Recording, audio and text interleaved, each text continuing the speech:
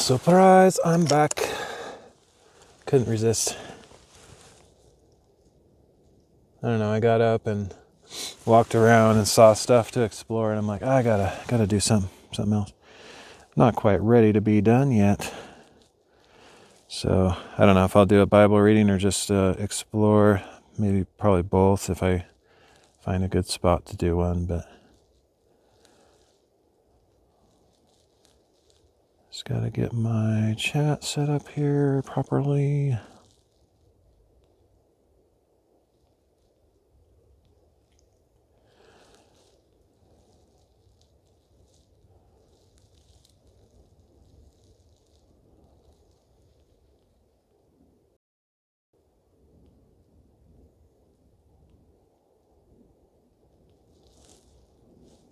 Okay, I think I'm ready. Oh, I need to charge this. Well, I should. I'll wait till I get situated somewhere. Oh, let me get chat on here so I don't have to hold my other phone. Oh, I thought they were maybe done. I hadn't heard them in a while. I was thinking, oh, nice, they finally gave up and went home. No such luck.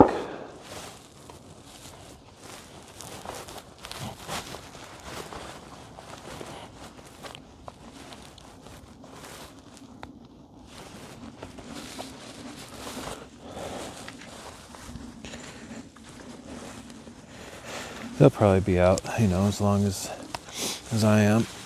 Unless they run out of ammo or something.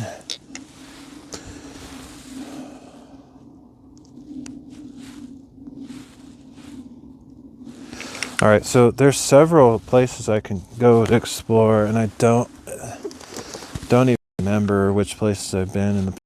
So this will just be either something brand new to me, or I've done it and I just forgot. But I saw these boulders over this way, which I don't recall ever doing, but maybe I did ages ago. Nonetheless, I'm going to go explore them a little bit, and I'll probably find some decent place to do another reading, maybe. I don't know how long the chapters are, but the next couple on the reading list are not very many chapters, so they might be kind of short. But sometimes that just means it's not very many chapters, but they're super long chapters, so who knows.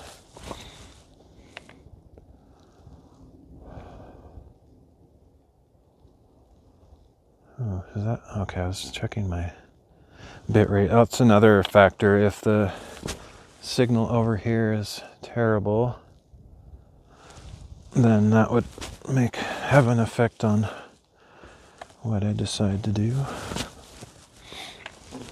Whoa.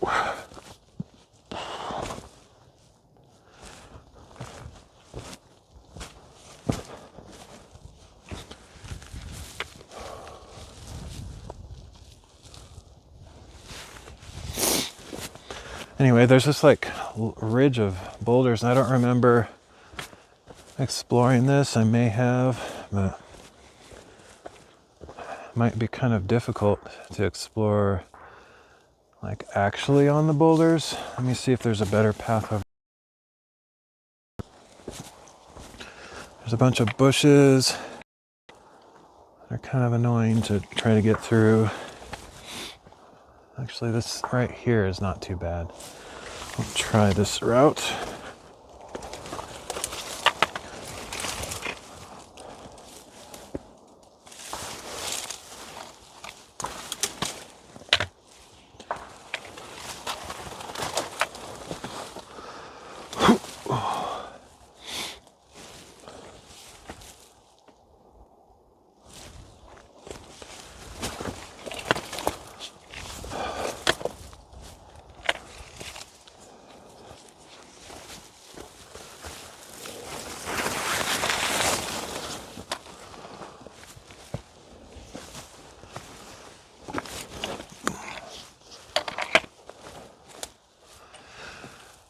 So yeah, back there, I see a pretty large patch of boulders at sort of what looks like the end of this ridge. It probably keeps going, but I at least want to see what that's all about over there.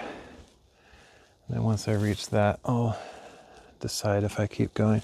If the ridge of boulders goes all the way down the mountain, I might actually take that route. I don't know, this like right here, it's kind of cool, just like a nice round set of bushes with the white stuff in there. I mean, I would say that's a pretty cool scene for a Bible reading, honestly. It's just different.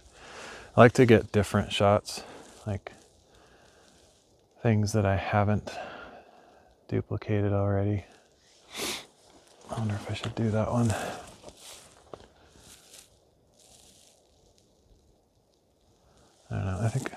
I don't know. I think I'll keep going. But that does look kind of nice. Let's see.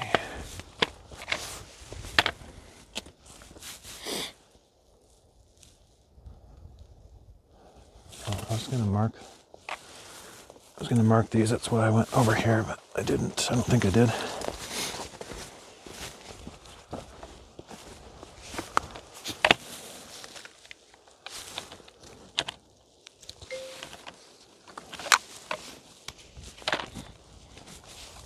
Anybody else notice that YouTube like has pretty much no spam on it? Like I wish Kick and Twitch would get their acts together and get rid of all that stupid spam. They're like all kind of the same thing, just like ViewBot type offers, like, hey, let's talk on Discord and I'll give you a bunch of viewers. It's like so stupid. Massively lame junk. So this is a cool angle.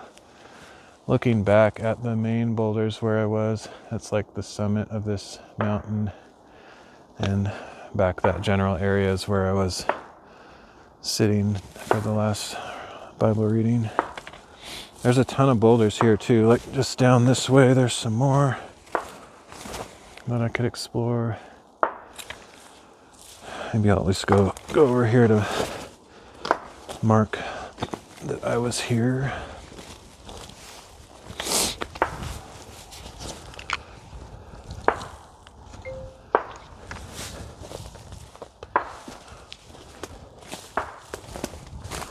It's funny because there's a definite chance that I've been here before, but I have no memory of this place. I mean, I have memory of this mountain, but not coming over here.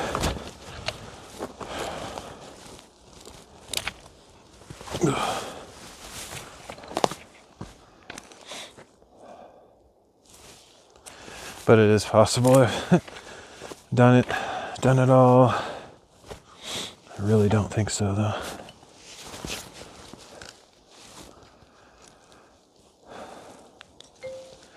That looks nice over there. Like, I don't think I've really explored that.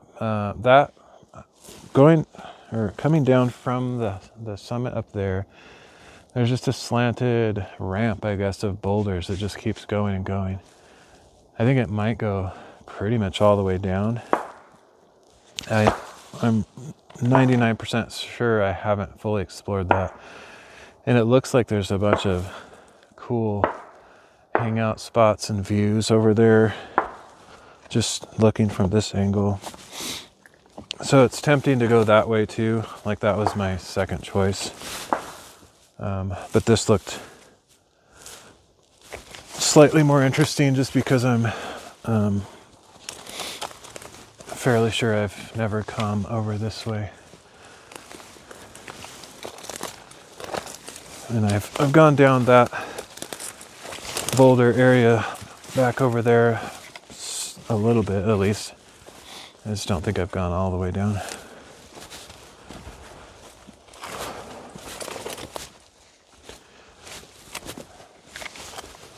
I like to explore new things.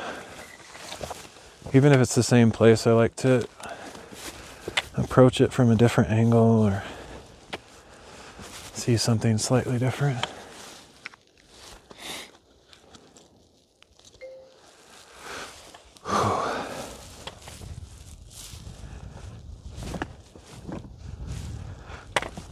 Interesting.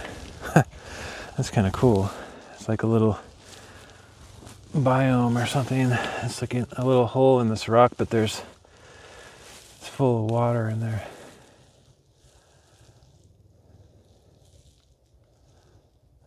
I don't see any like signs of life, like insects or whatever, but still kind of interesting.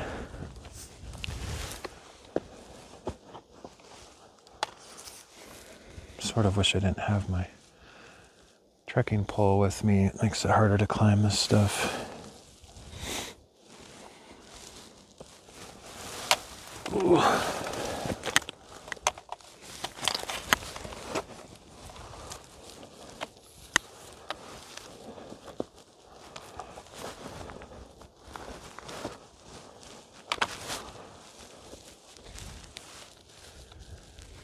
Yeah, these are... I'm always fascinated, like, why these giant boulders are here.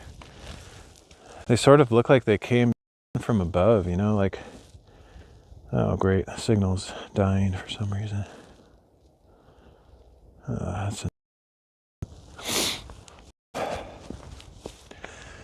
Like when you're around volcanic features, you'll often see these kind of boulders that fell down, and they're usually farther down below the ridge, but these ones are like right on the top of the ridge, which is kind of weird.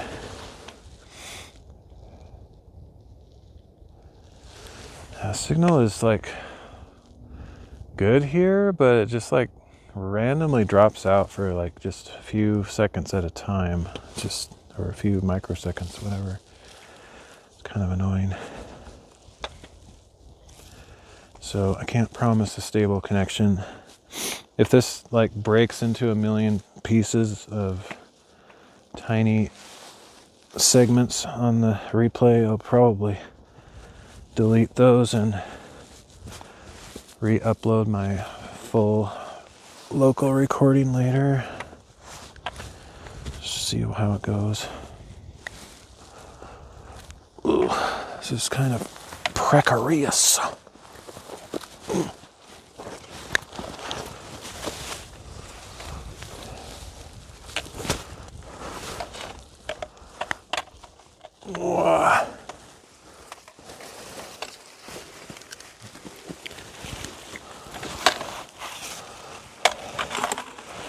Be the easiest thing if I didn't have a tracking pole and trying to hold my gimbal.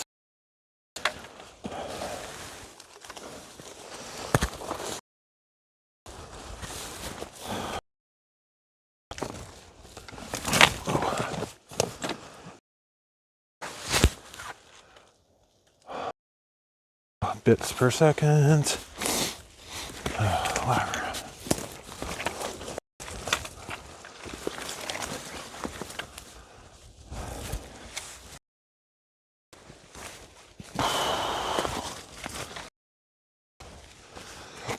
This looks cool. I really don't think I've been over here before. Worth the exploration.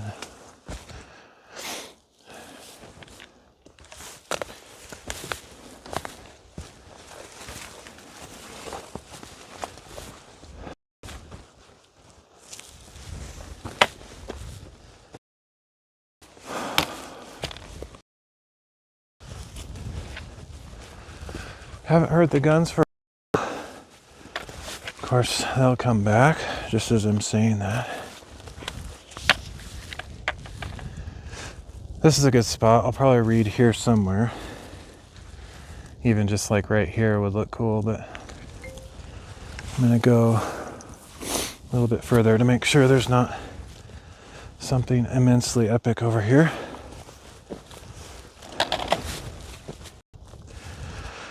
Looks like the ridge does keep going for quite a while. Maybe I did do this. I don't know. I just have this... I don't really have a memory of it, but it's like... It's hard for me to believe that I wouldn't have done this.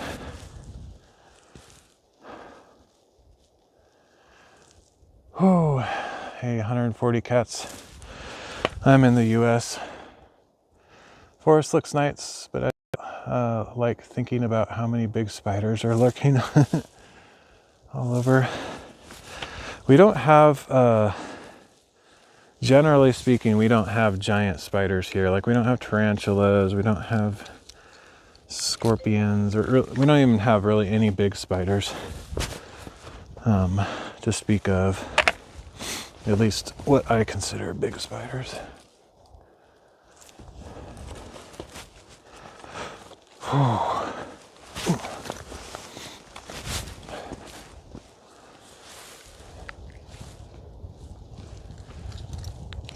This is cool. I like it.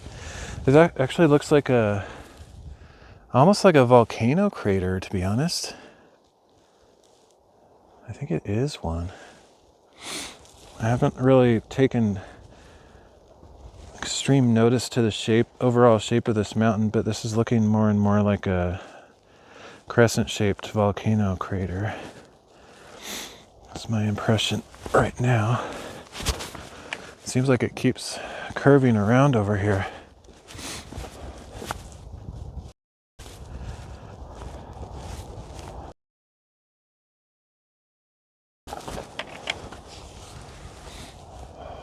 It's so weird that I wouldn't have come over here before. It's hard to believe. I used to have a map of all of the hikes that I've been on in the last 9 years or so. I just had all the GPX tracks loaded into a single map file, but I got so many of them that it started crashing every program known to man. Like unfortunately there's no program that's written efficiently enough with its code to be able to handle just like unlimited tracks visible in the same screen. So I crash all the programs with all my hikes, so I used to like having them all on one screen so I could like see which places I've been and which places I haven't been yet. But I think what I'm going to do is, I already have a script that like simplifies the geometry of all my tracks.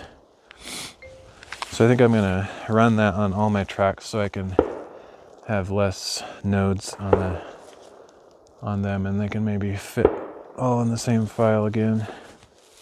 Because it's hard, unless I look at a file like that shows everything at once, it's kind of hard to remember what places I've been.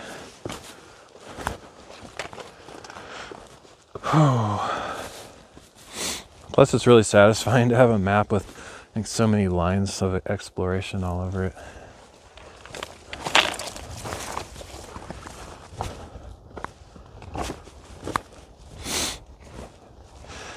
The other day I forgot to start a recording on that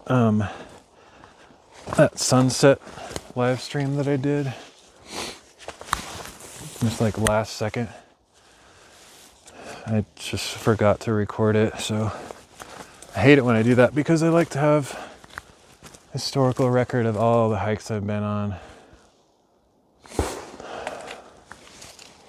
I must be getting closer and closer. Oh, that's pretty cool, looking back that way at those rocks. I could do a reading here. I'm going to keep going. I'll come back possibly to one of the places and do a reading if I don't find anything better over here.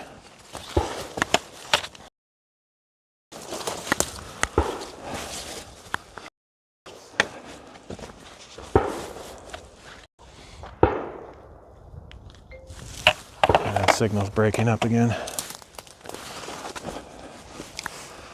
I sort of get the impression this might just keep going and going though, in which case I'm probably not going to come back.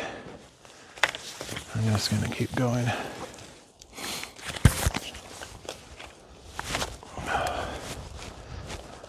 There's a ton of cool spots that I could use for backgrounds here.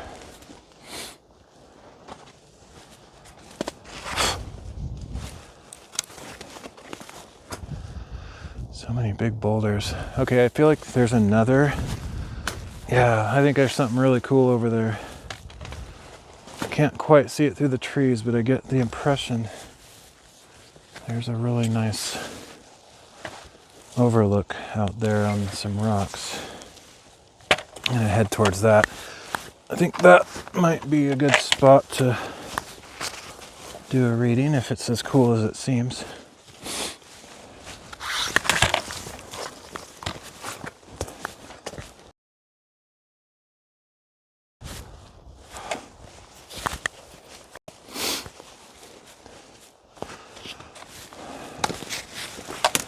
I like to climb and mark the biggest of these boulders as I go. This is also how I more quickly and easily remember which places I've been, because if I just have the points on the map of boulders that I've been to, I can tell that I've been there, but then I don't have to like crash the software to try to display all the tracks.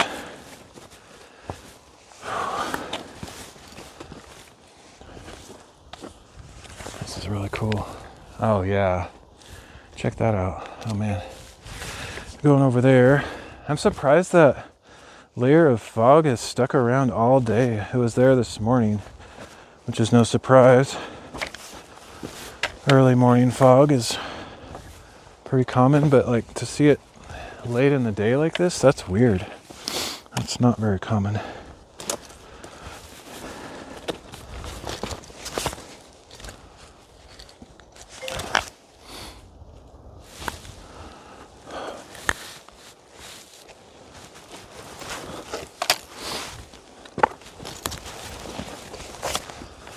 Oh yeah, that looks cool. Definitely going over there. That's, if I do another Bible reading, I'll do it over there. That looks awesome.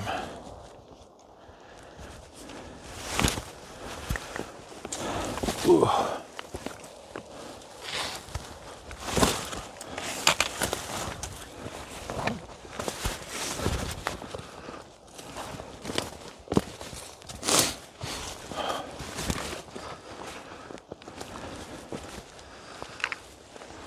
Wow. I don't know why, but this part looks kind of familiar.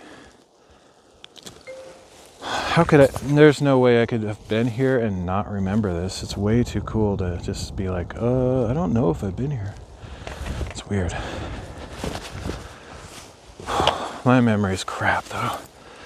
I don't really trust my memory much anymore.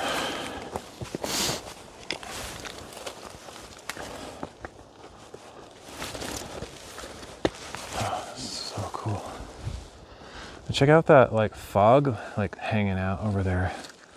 That's bizarre. It looks really cool though.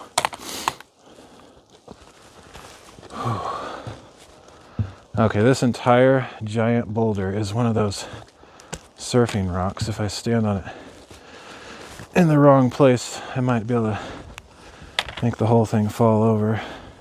So I gotta be careful. Go to the next one. If I get off that thing, that's dangerous. Oh, sick. What? This is amazing. What is happening? That's incredible. That is absolutely stunning. I can't believe what I'm looking at. Look at those layers of that stuff. I mean, it's not likely that fog is just going to suddenly disappear, but I want to make sure I get this going before it does. Maybe I don't think that's smoke. Nah, there's no way. That's way too much stuff. All right, let's do it.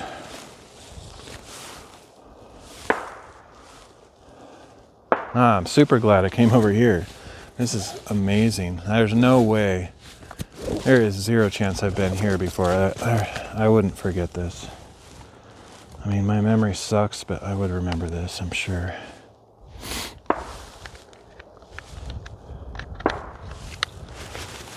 All right, gotta put this down for a second while I get my tripod out.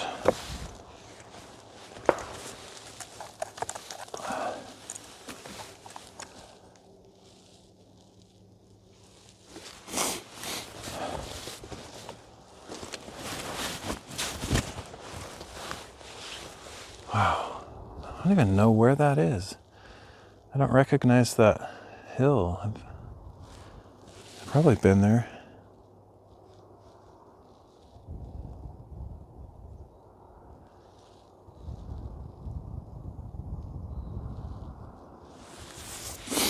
Hopefully the chat didn't malfunction. Somebody was chatting just a second ago and they disappeared, which is not that uncommon for me, but if you're still here and it's not showing your messages, I apologize. My setup is a little bit janky sometimes.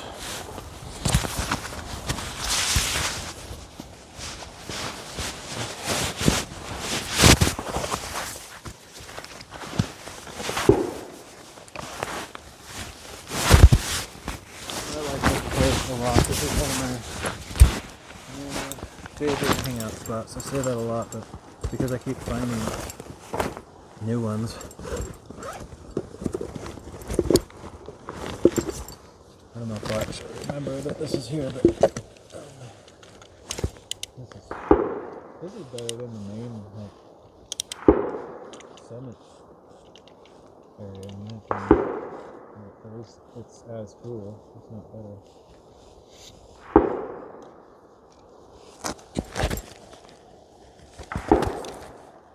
That gun's even louder and closer to wherever they are, but we'll have breaks. I'll just read my stuff a verse at a time. Eventually.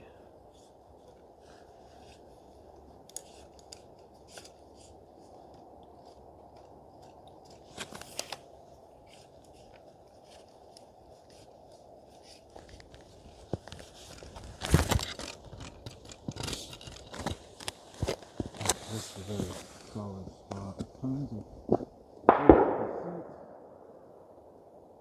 it's really good.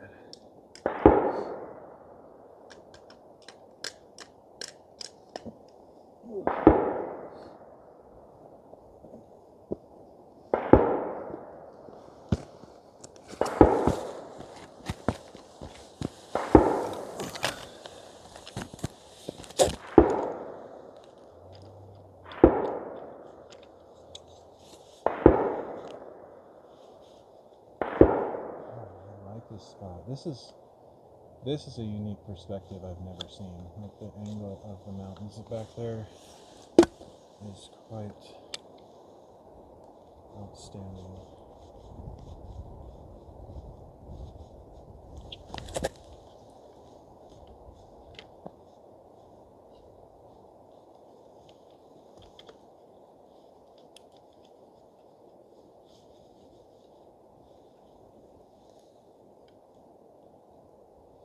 I don't know if I have to do a wide angle here?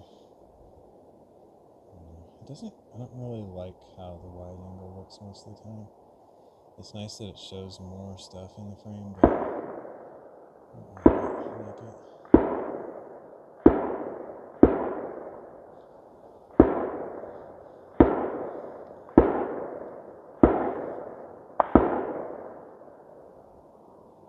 And they're just intensifying their gun activity. It's like crazier than it was earlier.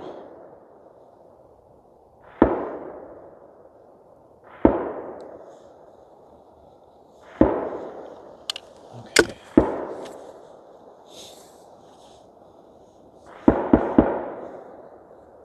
Oh, stupid. I didn't realize my microphone was on my backpack still. That probably couldn't even hear me very well. Okay, yeah, I'm going to do a Bible reading here. Let's see. What's the best angle here? Probably something like that.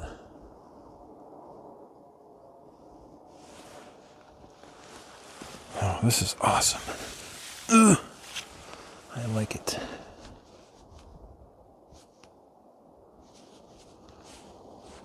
Originally, I was kind of liking the sound of getting back a little bit earlier. I don't know why. Sometimes I'm just like get kind of lazy with my outdoorsiness. Usually I just want to go on forever, but sometimes I'm just like, oh, I'm done. But I got a second wind. I don't know. I think when I saw this area over here from up top, when I was on the summit, I kind of looked over here. I was like, okay, I want to see what that is. So, yeah, I got a second wind. I gotta get a picture of that too. That's really nice. I like it.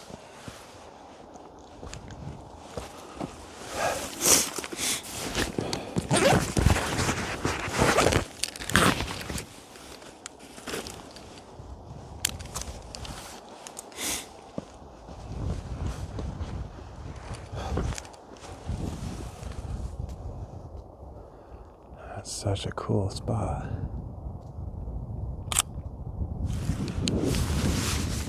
There's even more, like,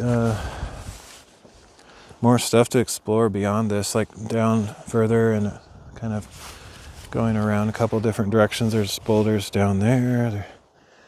This ridgeline keeps going to the left, and there's more boulders. There's like tons of stuff to explore. Anyway, I want to get this reading going before just in case that fog changes, because it looks really cool as it is now. I don't want to miss out.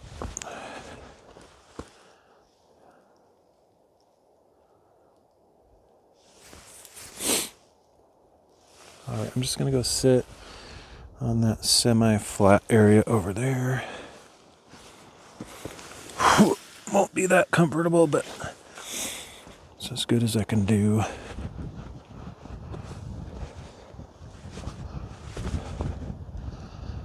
Oh, sick. Okay, there's something really cool down below. I might have to, I'll at least have to show you after this reading. There's this cool red lava rock thing down there that has like 2 miniature archways in it, I think. At least kind of holes through it. It's pretty sweet.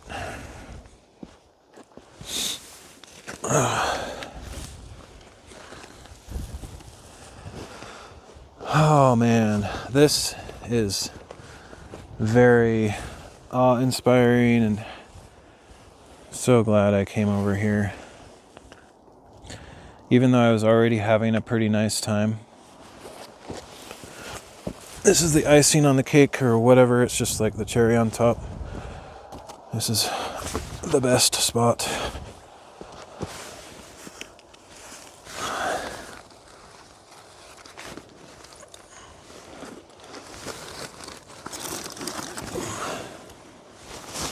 Having to move that because I have stuff underneath my tripod. Stupid. I think it looks okay still.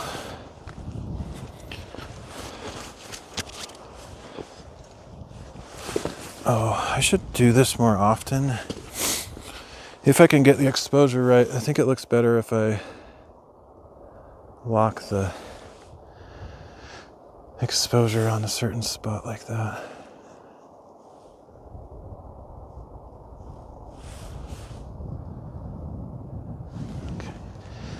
Be a little bit too dark, but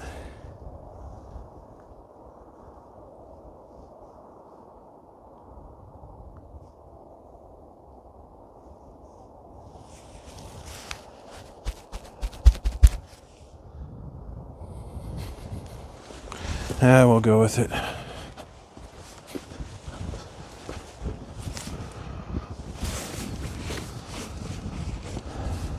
This is amazing. What?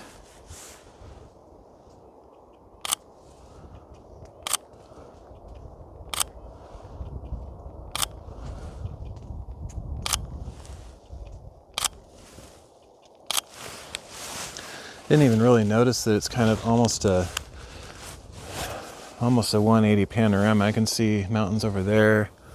I can see mountains over this way. Oh, this is crazy. I've never seen these mountains from this angle, so they look completely unique and like fresh territory I've never explored, even though I've probably climbed some of these. I'm sure I have. But seeing them from this very unique angle makes them look like a completely different place.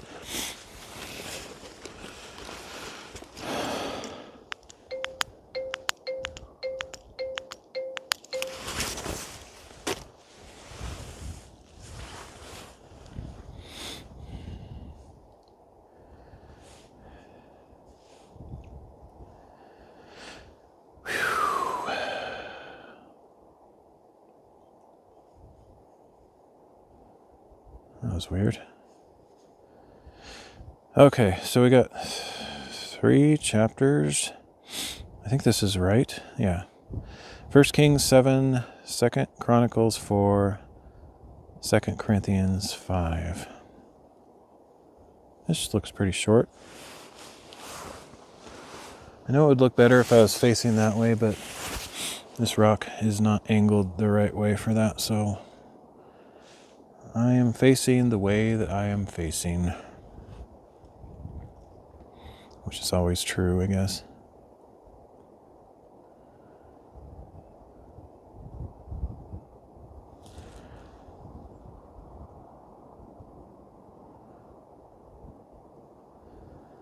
First Kings chapter 7.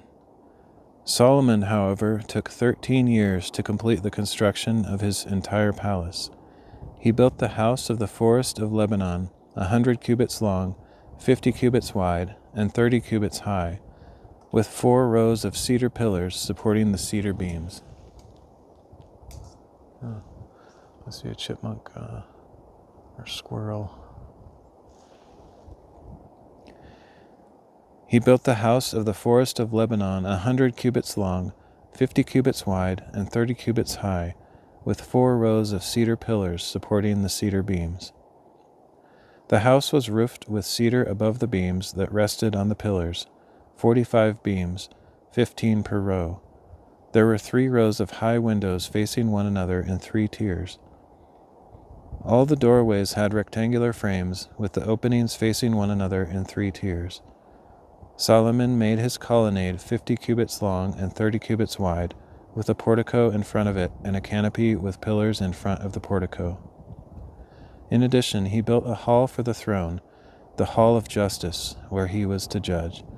It was paneled with cedar from floor to ceiling. And the palace where Solomon would live, set further back, was of similar construction. He also made a palace like this hall for Pharaoh's daughter, whom he had married. All these buildings were constructed with costly stones, cut to size and trimmed with saws inside and out, from the foundation to the eaves, and from the outside to the great courtyard. The foundations were laid with large costly stones, some 10 cubits long and some 8 cubits long. Above these were high-grade stones, cut to size, and cedar beams. The great courtyard was surrounded by 3 rows of dressed stone and a row of trimmed cedar beams, as were the inner courtyard and portico of the house of the Lord. Now King Solomon sent to bring Huram from Tyre. He was the son of a widow from the tribe of Naphtali, and his father was a man of Tyre, a craftsman in bronze. Huram had great skill, understanding, and knowledge for every kind of bronze work. So he came to King Solomon and carried out all his work. He cast 2 pillars of bronze, each 18 cubits high and 12 cubits in circumference. He also made 2 capitals of cast bronze to set on top of the pillars, each capital 5 cubits high. For the capitals on top of the pillars he made a network of lattice with wreaths of chainwork, 7 for each capital. Likewise, he made the pillars with 2 rows of pomegranates around each grating to cover each capital atop the pillars. And the capitals atop the pillars in the portico were shaped like lilies, 4 cubits high. On the capitals of both pillars, just above the rounded projection next to the network, were the 200 pomegranates in rows encircling each capital. Thus he set up the pillars at the portico of the temple. The pillar to the south he named Jachin, and the pillar to the north he named Boaz. And the tops of the pillars were shaped like lilies. So the work of the pillars was completed. He also made the sea of cast metal.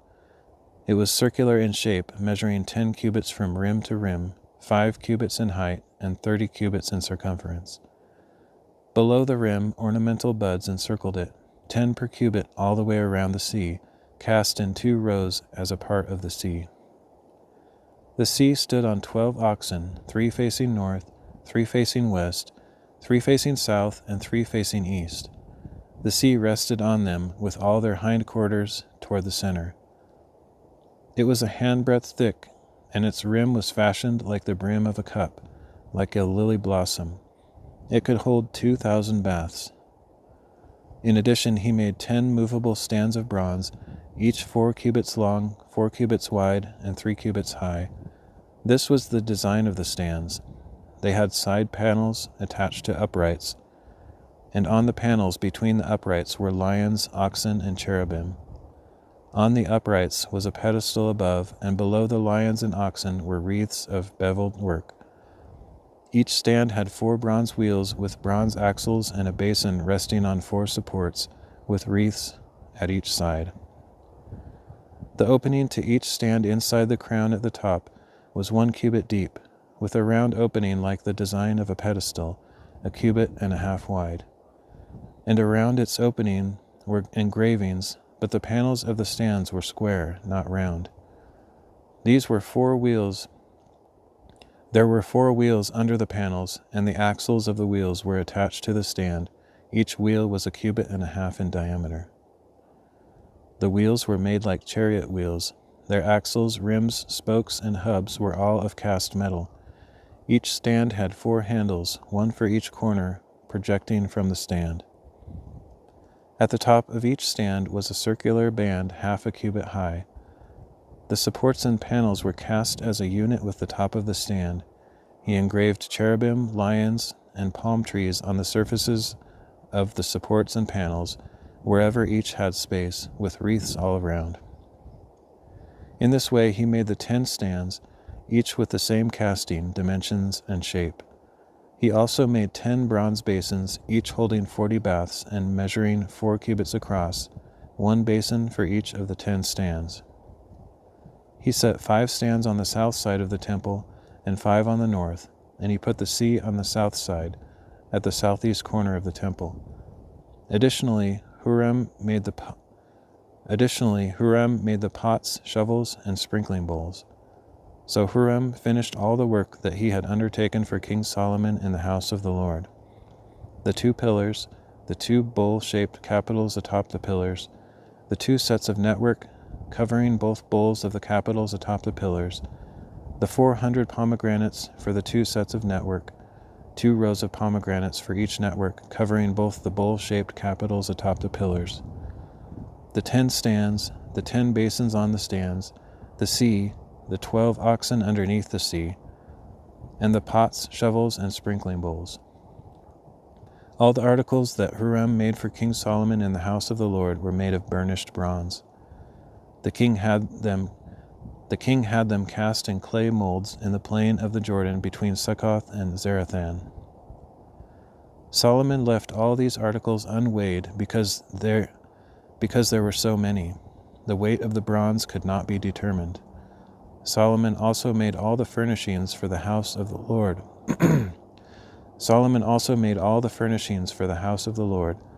The golden altar, the golden table on which was placed the bread of the presence, the lampstands of pure gold in front of the inner sanctuary, 5 on the right side and 5 on the left, the gold flowers, lamps and tongs, the pure gold basins, wick trimmers, sprinkling bowls, ladles, and censers, and the gold hinges for the doors of the inner temple, that is, the most holy place, as well as for the doors of the main hall of the temple. So all the work that King Solomon had performed for the house of the Lord was completed. Then Solomon brought in the items his father David had dedicated, the silver, the gold, and the furnishings, and he placed them in the treasuries of the house of the Lord.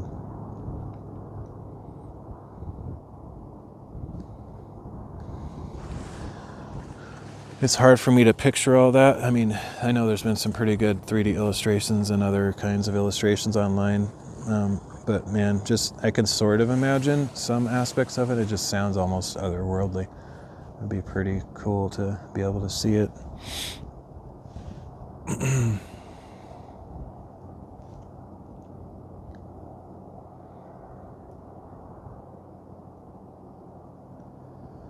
Second Chronicles chapter 4. He made a bronze altar 20 cubits long, 20 cubits wide, and 10 cubits high. He also made the sea of cast metal. It was circular in shape, measuring 10 cubits from rim to rim, 5 cubits in height, and 30 cubits in circumference. Below the rim, figures of oxen encircled it, 10 per cubit all the way around the sea, cast in 2 rows as a part of the sea. The sea stood on 12 oxen, 3 facing north, 3 facing west, 3 facing south, and 3 facing east. The sea rested on them with all their hindquarters toward the center. It was a handbreadth thick, and its rim was fashioned like the brim of a cup, like a lily blossom. It could hold 3,000 baths. He also made 10 basins for washing and placed 5 on the south side and 5 on the north. The parts of the burnt offering were rinsed in them, but the priests used the sea for washing. He made 10 gold lampstands according to their specifications and placed them in the temple, 5 on the south side. Oh, I guess they didn't go home after all. They just took a really long break.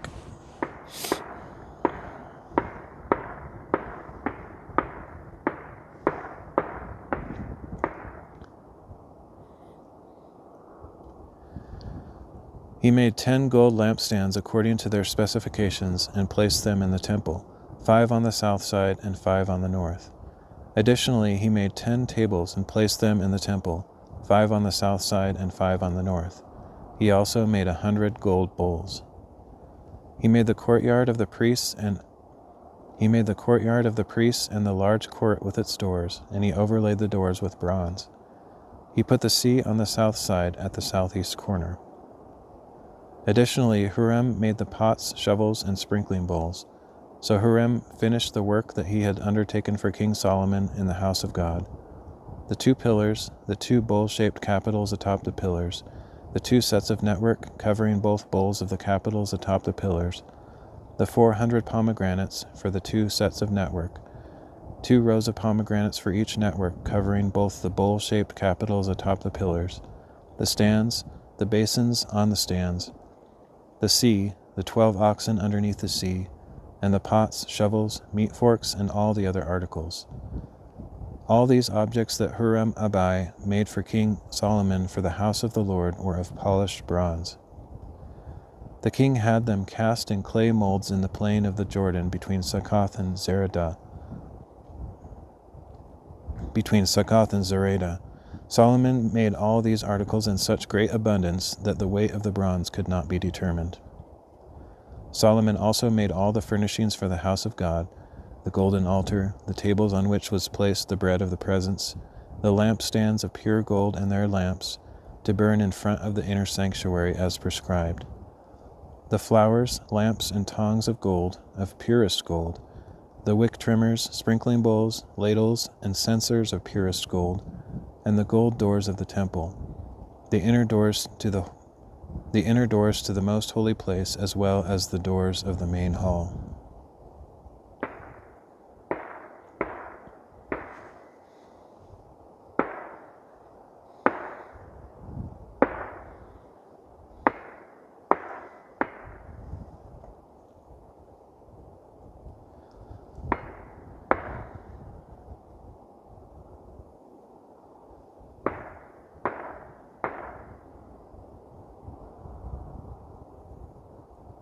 The inner doors to the most holy place. Oh, I thought he was done. That is a long magazine. 6,000 rounds in a single magazine. See that hump over there? That's not actually a mountain. That's that guy's magazine. It's just like sticking out the back of his gun. And the gold doors of the temple, the inner doors to the most holy place, as well as the doors of the main hall.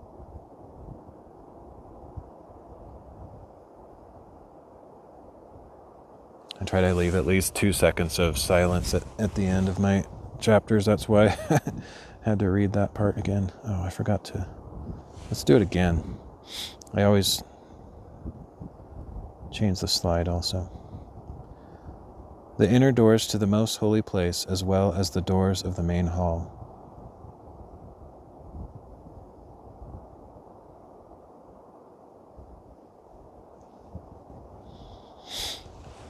Forgot to change the slide.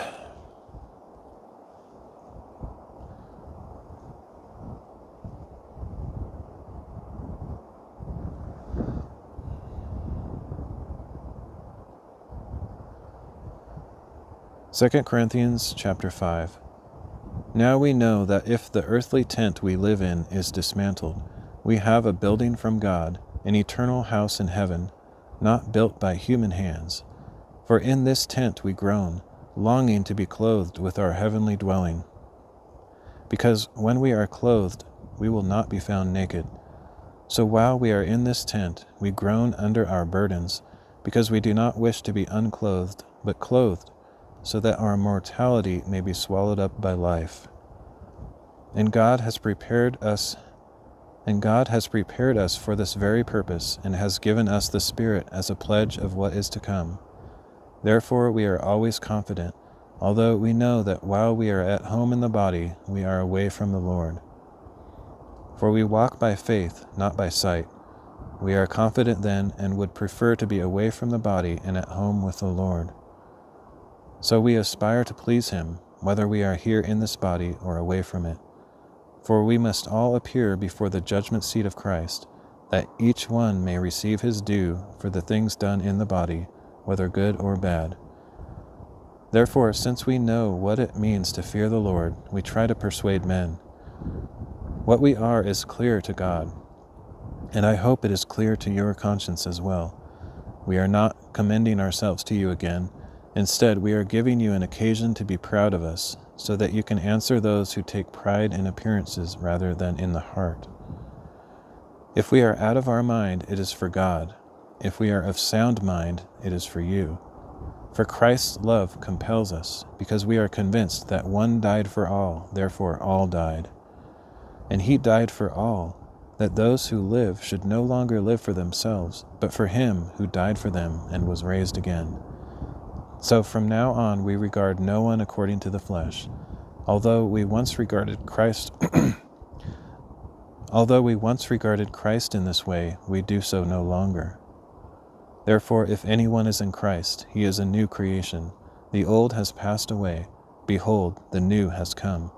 All this is from God, who reconciled us to Himself through Christ and gave us the ministry of reconciliation.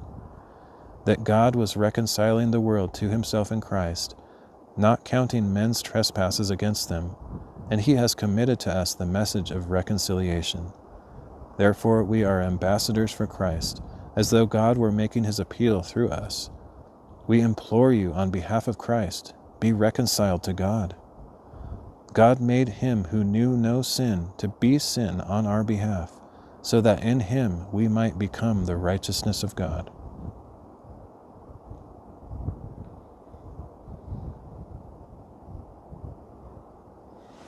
That's a great chapter. I implore you, be reconciled to God. I'm not a very good ambassador, but I try. All right.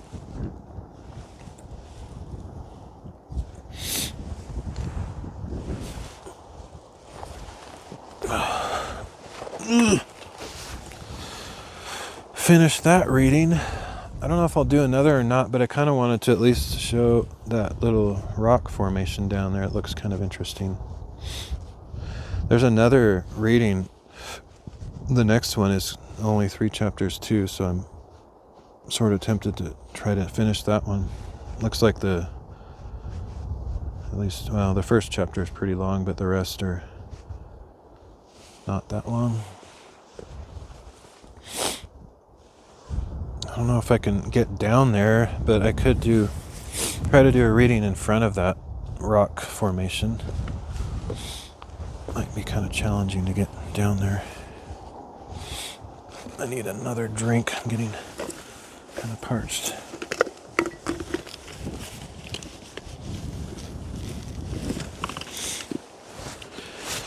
I guess I'll try to get down there. It's going to be a challenge for sure. Oh, shoot. Forgot my battery is down here.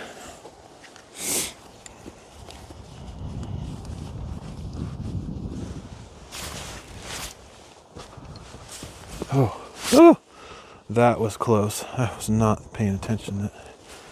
That's attached, so I could have pulled my tripod over just then.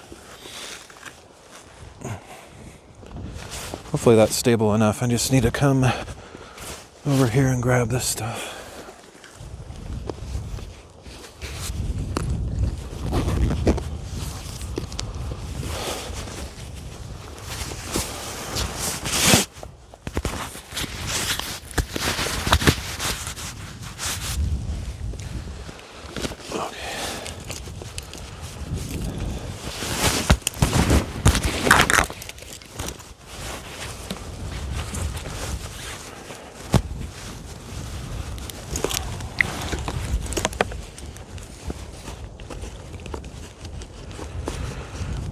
Stupid, come on. I can't do it.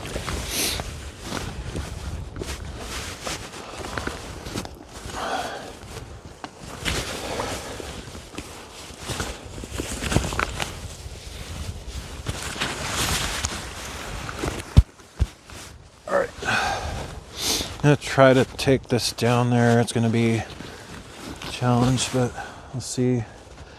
There's a somewhat safe route.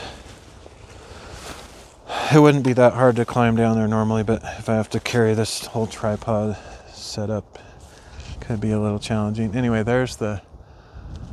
Oh, let me get this off this stupid thing. That was probably really dark. Oh well. There's the interesting rock formation down there. It looks like it has two things that are almost like arches, little holes in the rock you can see through. At least one of them is. I can tell that you can see through it. Let's see. Mark this rock.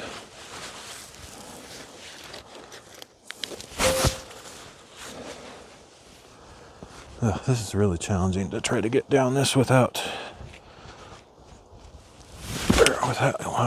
the use of my hands, basically.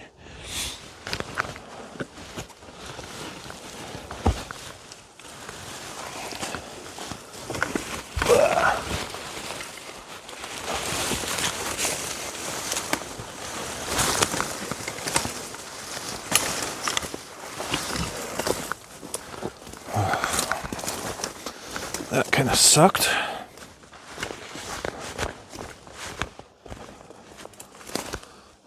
Where am I in relation to that thing?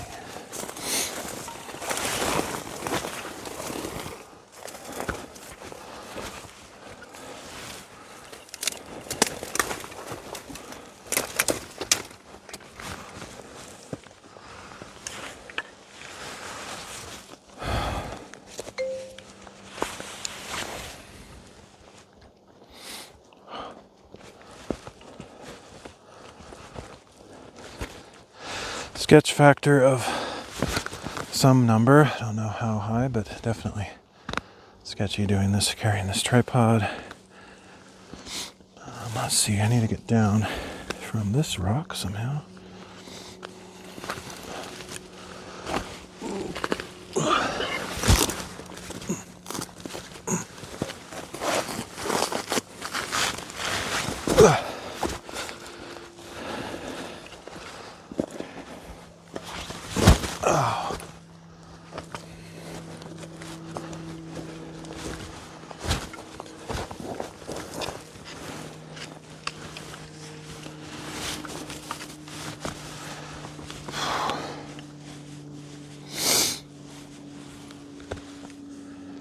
This will probably be the last reading of the day, I would imagine. I'd love to just keep going and stuff, but there's a certain logical limit to what I can do here, considering the circumstances. Yeah, so there's... this tripod is stupid. Can't be nice to take it off, the gimbal off of it. But you can see there's a hole right there. There's another one down there. I'm assuming you can probably see through both of them, but you can definitely see through the top one. But I think I'll try to do a reading here somewhere. Let me check, make sure the other side isn't more interesting than this side.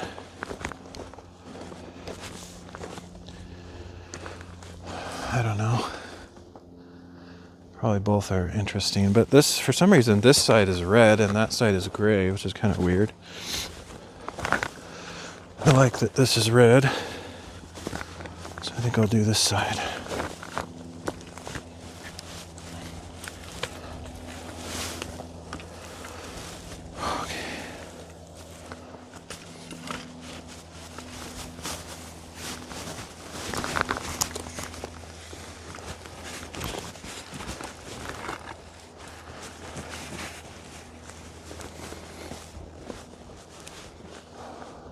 I wonder if I can climb up on that thing.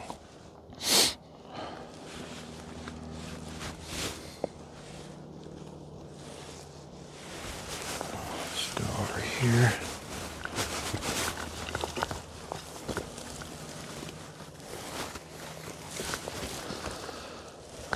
It's not very stable.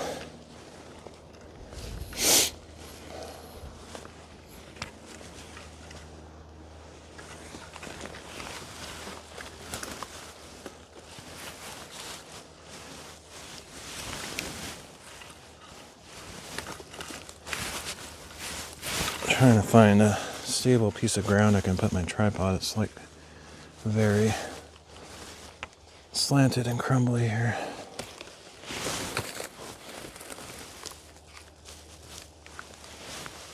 think I found a spot.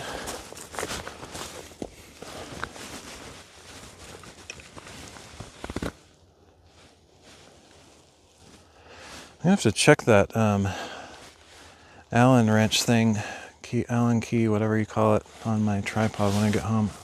I tightened it before, but maybe it needs some kind of a lock washer lock thing in there to keep it from loosening, because it feels it's wobbling all over the place. That's pretty cool. Let's see. Yeah, it's really wobbly. It's weird.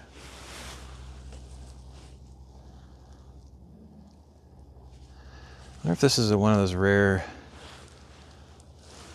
cases where the wide angle might look better. Probably.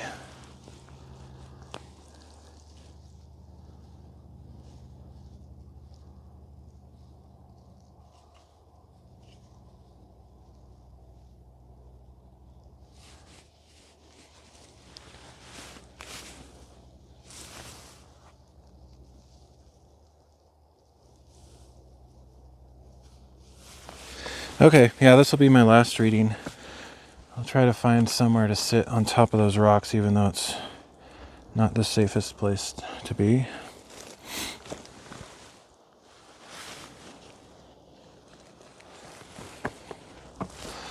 Or it's probably not that bad, but like the worst part is just these rocks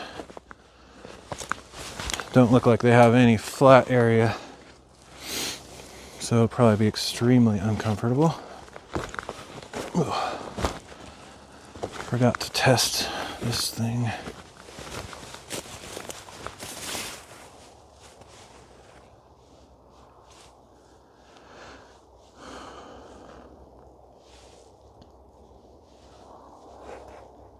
That'll work.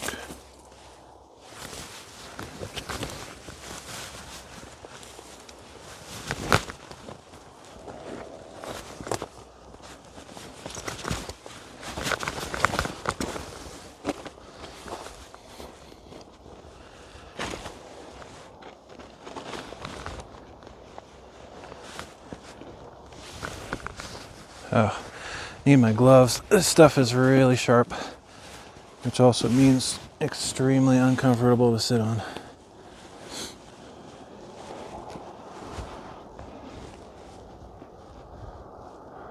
Might just have to stand. I don't know.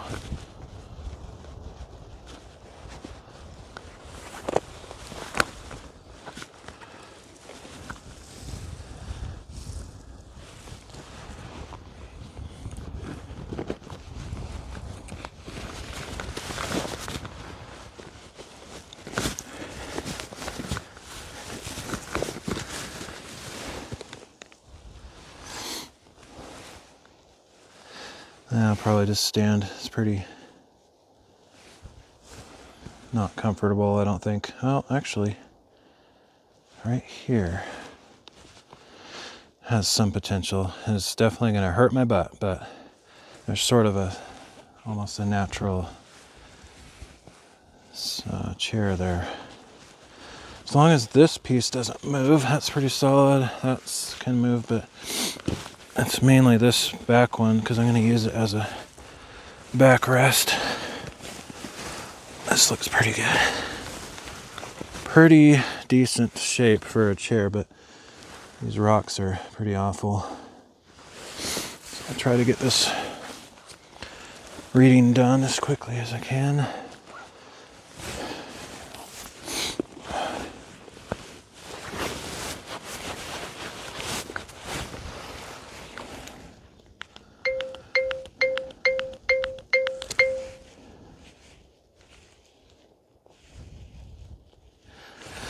All right. We're going to be reading 1 Kings chapter 8, 2 Chronicles chapter 5, and 2 Corinthians chapter 6.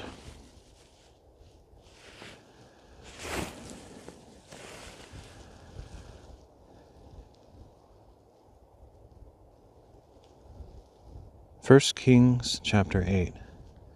At that time Solomon assembled before him in Jerusalem the elders of Israel, all the tribal heads and family leaders of the Israelites, to bring up the ark of the covenant of the Lord from Zion, the city of David. And all the men of Israel came together to King Solomon at the feast in the 7th month, the month of Ethanim. When all the elders of Israel had arrived, the priests took up the ark, and they brought up the ark of the Lord and the tent of meeting with all its sacred furnishings. So the priests and Levites carried them up. There before the ark, King Solomon and the whole congregation of Israel, who had assembled with him, sacrificed so many sheep and oxen that they could not be counted or numbered. Then the priests brought the ark of the covenant of the Lord to its place in the inner sanctuary of the temple, the most holy place, beneath the wings of the cherubim. For the cherubim spread their wings over the place of the ark and overshadowed the ark and its poles. The poles extended far enough that their ends were visible from the holy place in front of the inner sanctuary, but not from outside the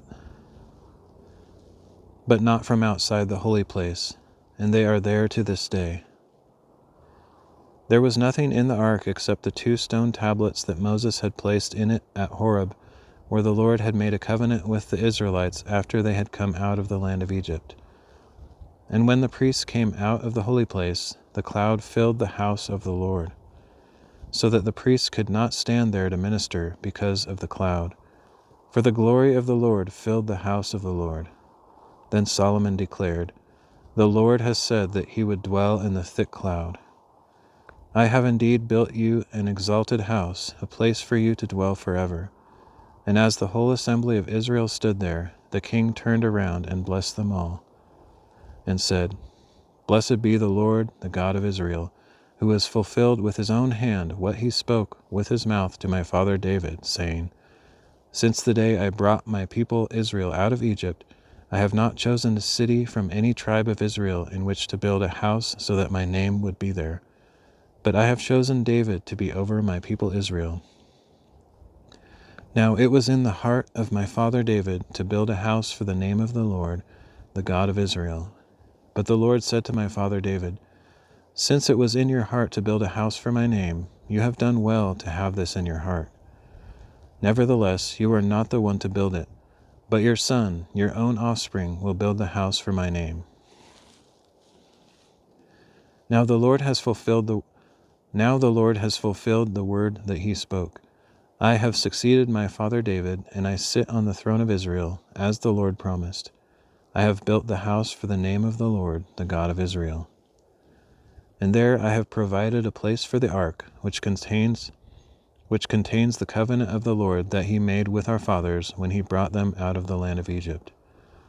Then Solomon stood before the altar of the Lord in front of the whole assembly of Israel, spread out his hands toward heaven, and said, O Lord, God of Israel, there is no God like you in heaven above or on earth below, keeping your covenant of loving devotion with your servants, who walk before you with all their hearts. You have kept your promise to your servant my father David. What you spoke with your mouth you have fulfilled with your hand this day. Therefore now, O Lord, God of Israel, keep for your servant my father David what you promised when you said, You will never fail to have a man to sit before me on the throne of Israel, if only your descendants guard their way to walk before me as you have done. And now, O God of Israel, please confirm what you promised to your servant, my father David. But will God indeed dwell upon the earth? Even heaven, the highest heaven, cannot contain you, much less this temple I have built. Yet regard the prayer and plea of your servant, O Lord my God, so that you may hear the cry and the prayer that your servant is praying before you today. May your eyes be open toward this temple night and day, toward the place of which you said, My name shall be there, so that you may hear the prayer that your servant prays toward this place. Hear the plea of your servant and of your people Israel when they pray toward this place. May you hear from heaven, your dwelling place. May you hear and forgive. When a man sins against his neighbor and is required to take an oath, and he comes to take an oath before your altar in this temple, then may you hear from heaven and act. May you judge your servants, condemning the wicked man by bringing down on his own head what he has done, and justifying the righteous man by rewarding him according to his righteousness.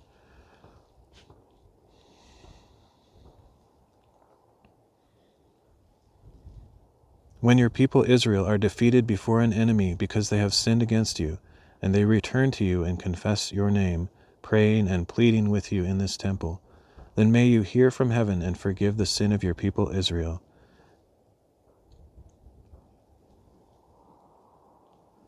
Then may you hear from heaven and forgive the sin of your people Israel. May you restore them to the land you gave to their fathers. When the skies are shut and there is no rain because your people have sinned against you, and they pray toward this place and confess your name,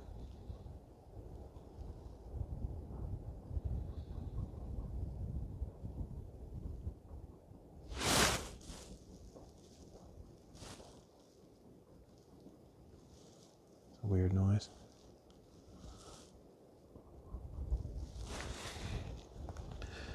And they pray toward this place and confess your name, and they turn from their sins because you have afflicted them. Then may you hear from heaven and forgive the sin of your servants, your people Israel. Your people Israel. Your people Israel, so that you may teach them the good way in which they should walk. May you send rain on the land that you gave your people as an inheritance. When famine or plague comes upon the land, or blight or mildew or locusts or grasshoppers, or when their enemy besieges them in their cities, whatever plague or sickness may come, then may whatever prayer or petition your people Israel make, each knowing his own afflictions and spreading out his hand toward this temple,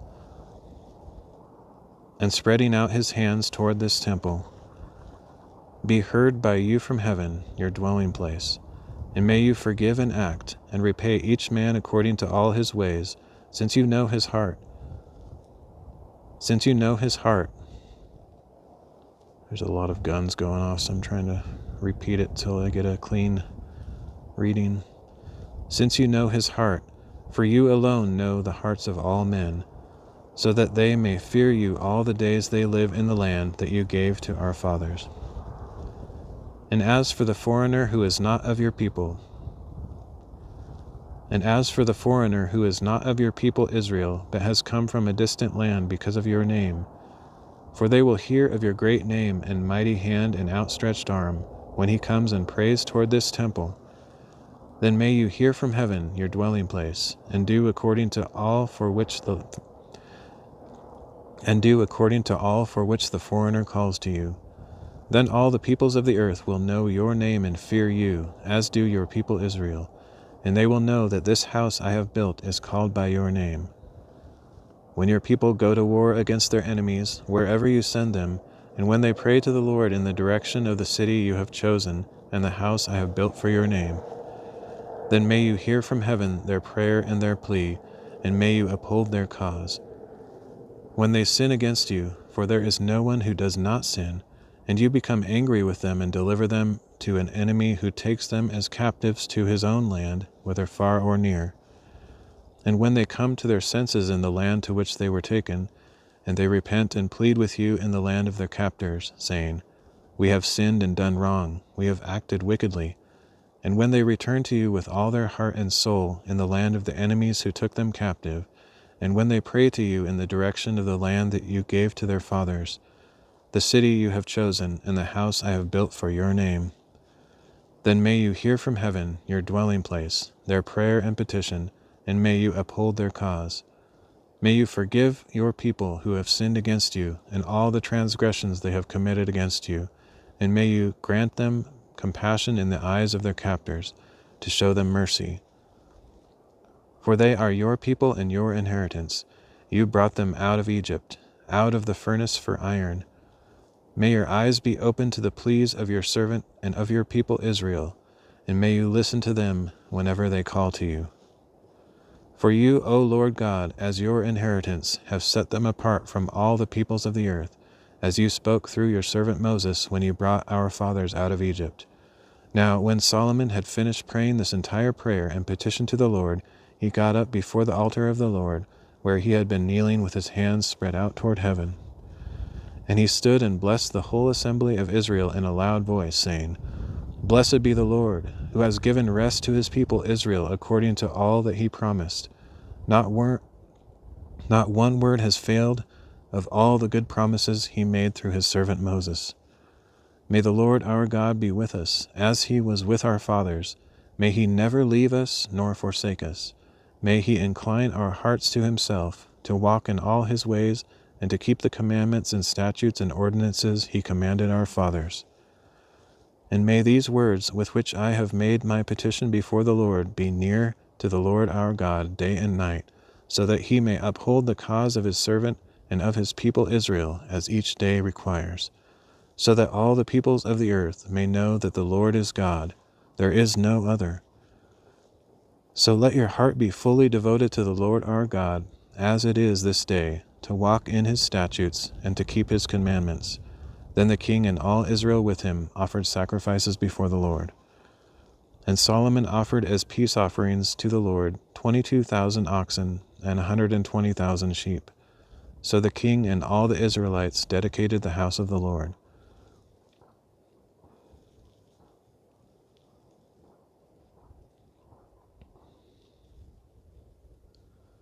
So the king and all the Israelites dedicated the house of the Lord.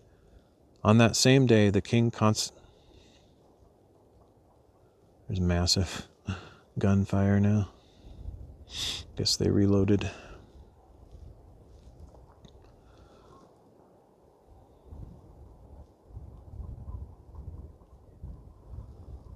On that same day the king consecrated the middle of the courtyard. I can't even get half a sentence. On that same day the king Might not be able to hear them because they're not super loud. They're not like that cannon blast from over this direction. On that same day, the king consecrated the middle of the courtyard in front of the house of the Lord. I want to at least get to that comma. On that same day, the king consecrated the middle of the courtyard in front of the house of the Lord. We're meant to read this 100 times. I just heard some rocks falling over there and I thought it was the tripod. We're going to read verse 64 we're going to read verse 64 22,000 times. On that same day the king consecrated the middle of the courtyard in front of the house of the Lord, And there he offered the burnt offerings, the grain offerings, and the fat of the peace offerings, since the bronze altar before the Lord was too small to contain all these offerings. So at that time Solomon and all Israel with him, a great assembly of people from Lebo Hamath to the brook of Egypt, kept the feast before the Lord our God for 7 days and 7 more days, 14 days in all. On the 50th day Solomon sent the people away. So they blessed the king and went home, joyful and glad in heart for all the good things that the Lord had done for his servant David and for his people Israel. Joyful and glad in heart for all the good things that the Lord had done for his servant David and for his people Israel.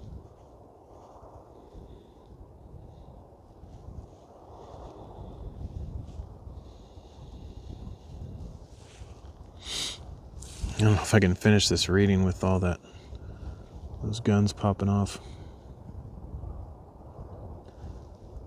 They're probably quiet enough that I could denoise them with AI noise reduction maybe, but I don't really like to do that because I prefer to leave like the other ambient sounds. I just don't want the gunfire in there. It's kind of annoying.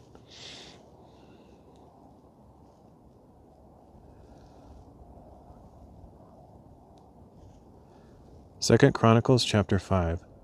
So all the work that Solomon had performed for the house of the Lord was completed. Then Solomon brought in the items his father David had dedicated, the silver, the gold, and all the furnishings, and he placed them in the treasuries of the house of God. At that time Solomon assembled in Jerusalem the elders of Israel, all the tribal heads and family leaders of the Israelites, to bring up the ark of the covenant of the Lord from Zion, the city of David. So all the men of Israel came together to the king at the feast.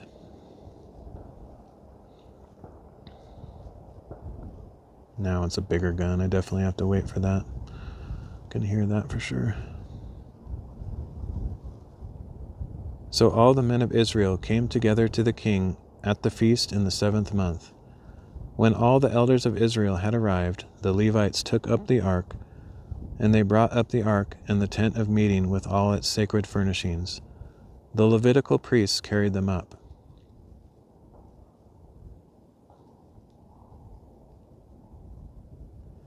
The Levitical priests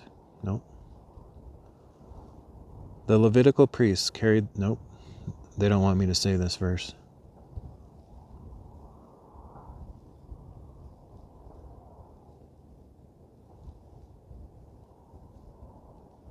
The Levitical priests carried them up. There before the ark, King Solomon and the whole congregation of Israel, who had assembled with him, sacrificed so many sheep and oxen that they could not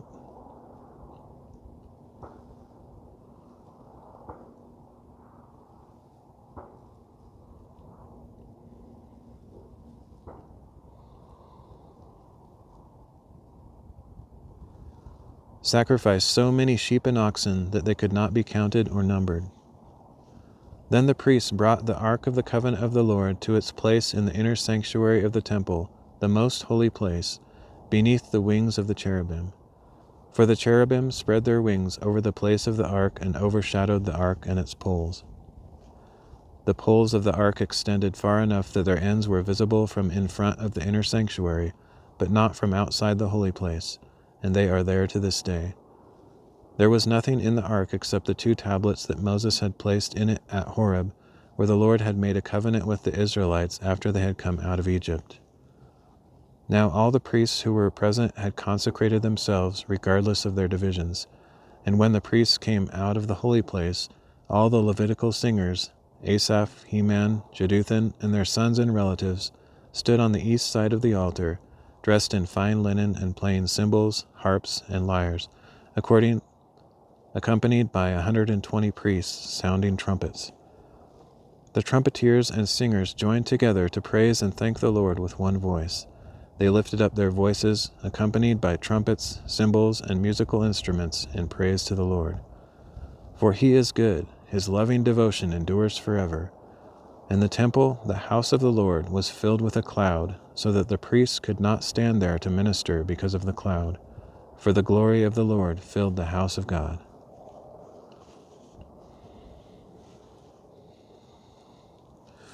All right, one more chapter, then I'm done for the day.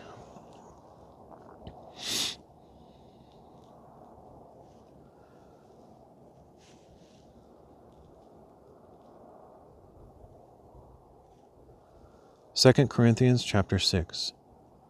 As God's fellow workers, then, we urge you not to receive God's grace in vain. For he says, "In the time of favor I heard you, and in the day of salvation I helped you." Behold, now is the time of favor, now is the day of salvation. We put no obstacle in anyone's way, so that no one can discredit our ministry. Rather, as servants of God, we commend ourselves in every way, in great endurance, in troubles, hardships, and calamities, in beatings, imprisonments, and riots, in labor, sleepless nights, and hunger, in purity, knowledge, patience, and kindness, in the Holy Spirit, and in sincere love.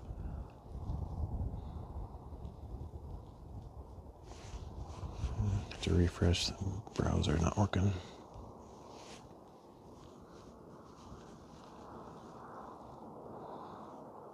In truthful speech and in the power of God, with the weapons of righteousness in the right hand and in the left, through glory and dishonor, slander and praise, viewed as impostors, yet genuine, as unknown, yet well known, dying, and yet we live on, punished, yet not killed, sorrowful, yet always rejoicing, poor, yet making many rich, having nothing, and yet possessing everything.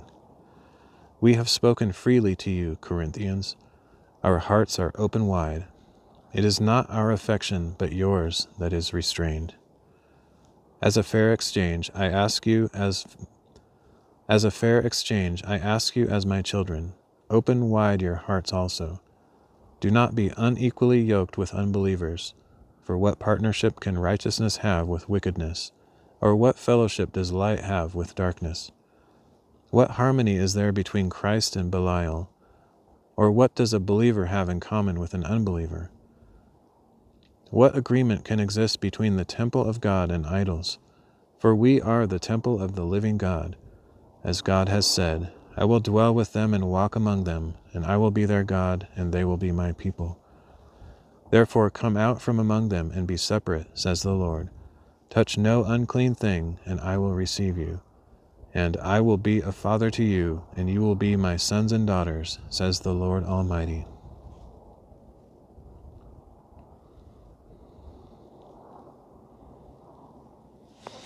All right, I officially made it through. If I can stand up after sitting on this rock, it hoits.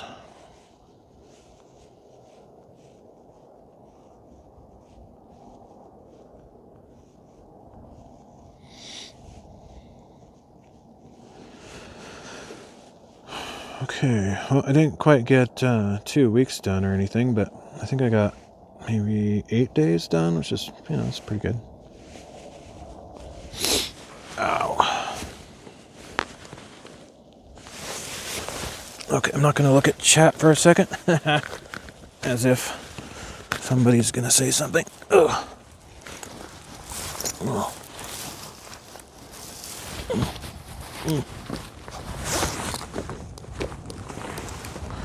My entire leg is asleep. Oh, ouch. It's the worst.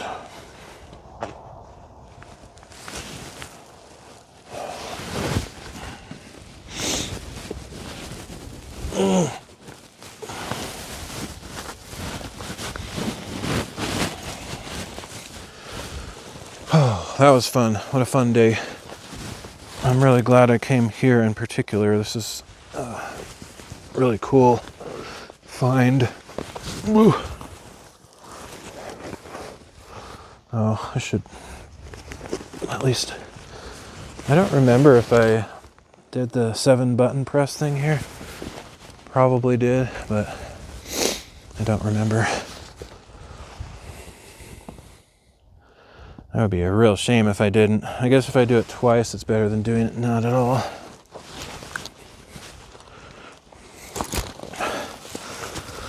It seems like I did.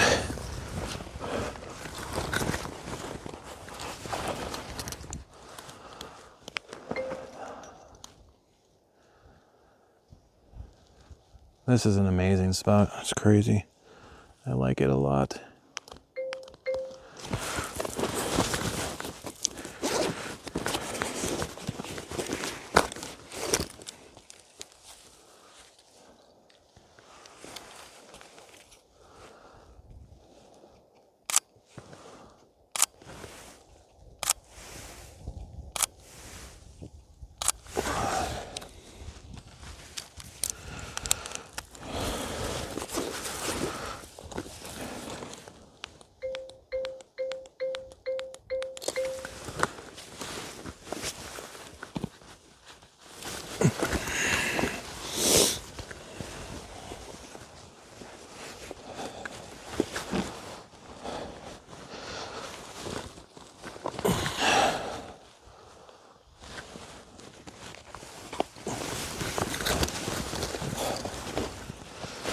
All right, I don't think anybody said anything in that couple of minutes, but I didn't have my chat phone up, so if I missed your message, sorry about that. I'll check my chat later once I get home and see all the messages that I missed. Ha ha ha ha, I know, it's funny. It's the funniest joke. Anyway, thanks for joining me.